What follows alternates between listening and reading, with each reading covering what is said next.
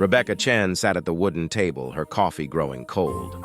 She checked her phone again, 20 minutes past the agreed time. The cafe hummed with quiet Saturday afternoon conversation. Families sharing meals, couples lost in their own worlds.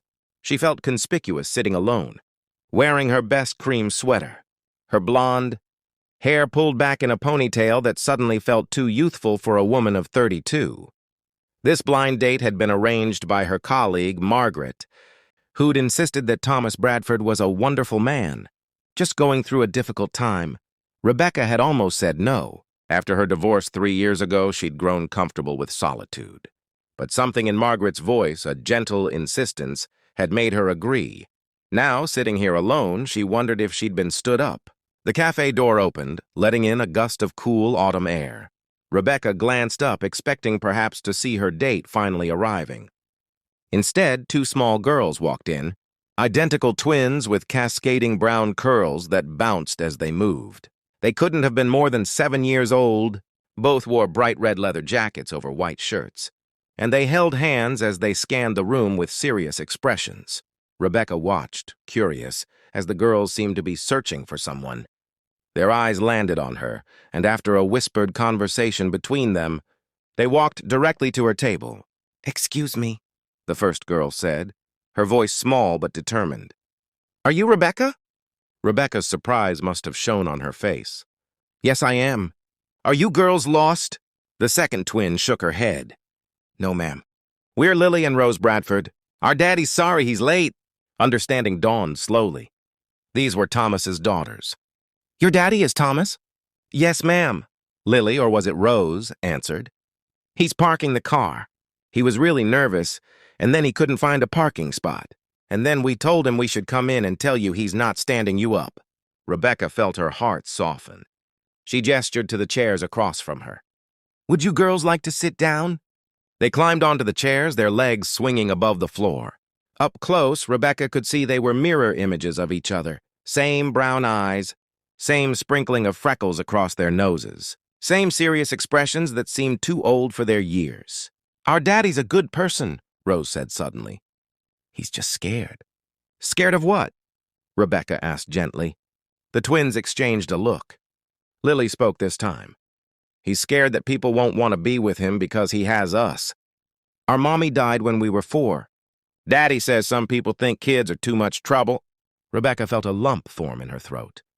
These children, speaking with such matter-of-fact sadness about their mother's death, about their father's fears. "I don't think children are trouble at all," she said softly. "Really?" Both girls perked up. "Really. In fact, I think you're both very brave to come in here and talk to a stranger." Rose smiled for the first time. "Daddy says we're brave, too. He says we're the bravest girls he knows." The door opened again, and a man rushed in, slightly out of breath.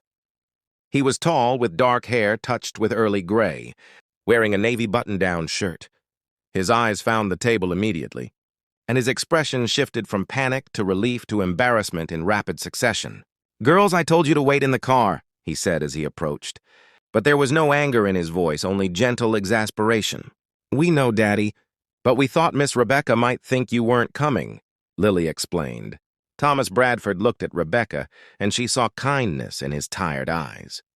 "I'm so sorry." "I'm Thomas. I was late, and then I panicked about being late. And," he ran a hand through his hair, "this isn't how I imagined this going." Rebecca surprised herself by laughing. "Please sit down. Your daughters have been keeping me excellent company."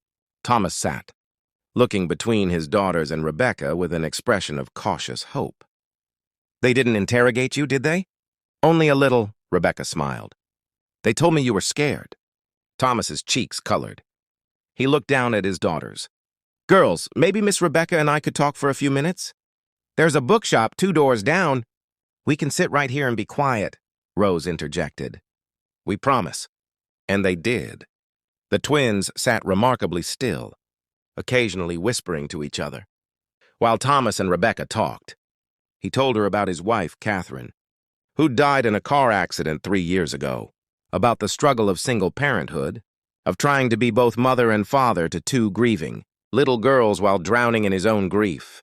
"Margaret probably should have warned you," Thomas said quietly. About the whole package deal.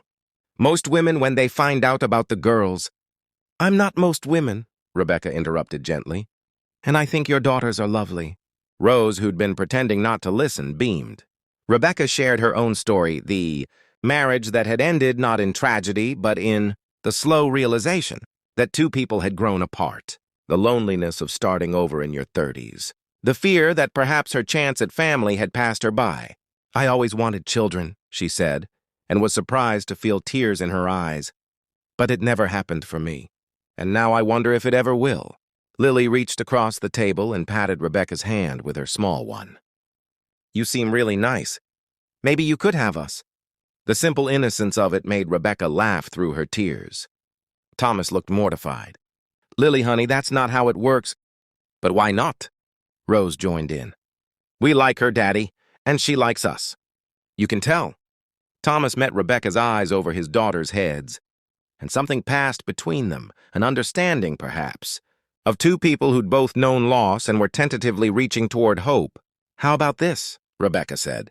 Why don't we all get some hot chocolate? And maybe walk through that bookshop your daddy mentioned, and we can just see what happens. No pressure, no expectations, just kindness. The twins nodded enthusiastically.